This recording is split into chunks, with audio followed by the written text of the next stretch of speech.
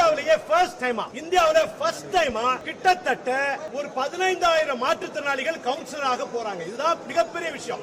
Community எலெக்ஷன்லயே நிக்காம community paste rehabilitation, அதாவது அவர்கள் வாழுகின்ற இடத்திலேயே மறுவாழ்வு கொடுக்க வேண்டும். அந்த அவங்க பகுதியில் எனக்கு ஒரு வீல் சேர் வாங்கணும், நான் எங்க வரைக்கும் போகணும், மாவட்டத்துடைய கடைக்கோடியில் இருப்பேன், நான் அங்க இருந்து போய் டிஸ்ட்ரிக்ட் ஹெட் குவார்டர்ஸ் போகணும். ஆனால் இந்த விஷயங்கள் நடைமுறைக்கு வருகின்ற பொழுது எங்களுடைய வீல் சேரை எங்க பஞ்சாயத்திலேயே வாங்குவதற்கான வாய்ப்புகளை இந்த அறிவிப்பும் இந்த சட்ட திருத்தமும் உண்மையாக்க போகுது. அதுதான் இதுல மிகப்பெரிய விஷயம். ஏன்னா டெப்டி சிஎம் சார் தான் இதை முதல்ல பேசினாங்க.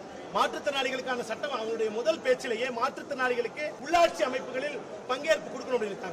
இப்ப ஊராட்சி ஒன்றியம், மாவட்ட பஞ்சாயத்து, நகராட்சி, மாநகராட்சி இத்தனை இடங்களிலும் மாற்றுத்திறனாளிகள் தேர்தலில் நிற்காமலேயே ஒரு மாற்றுத்திறனாளி அந்த நகரத்தின், கிராமத்தின், பஞ்சாயத்து ஒன்றியத்தின், மாவட்ட பஞ்சாயத்தினுடைய ஒரு உறுப்பினராக எங்க ஊனமுற்றோருக்கு ஒரு பாத்ரூம் கட்டுங்க, நீங்க கல்யாண மண்டபம் கட்டுறீங்க, அதுல எங்க மாற்றுத்திறனாளிகள் போற மாதிரி இருக்கணும் அப்படின்னு பேசுறதுக்கு ஆட்சி அதிகாரங்களில் எங்களுடைய குரல்கள் ஒதுக்க போதுங்கிறது எவ்வளவு பெரிய விஷயம். இது உண்மையிலேயே ஒரு மிகப்பெரிய சகாப்தத்தை இந்த அரசு தொடங்கி வைத்திருக்கிறது. Sir, thank you so much Stalin sir, we love you sir. இந்த வார்த்தை thank you is a small word sir. Sir, thank you சொல்லி முடியாது சார். எனக்கு எங்களுடைய கடைக்கோடி ஊனமுற்றவன் ஒருத்தன் அவன் பேசுறது என் கண்ணில் தெரியுது சார். சார், அதுக்கு நீங்க தான் காரணம்ங்கிறத இந்த வரலாறு சொல்லும் சார். சார், பத்திரிகைக்கு பேட்டி கொடுக்கல சார்.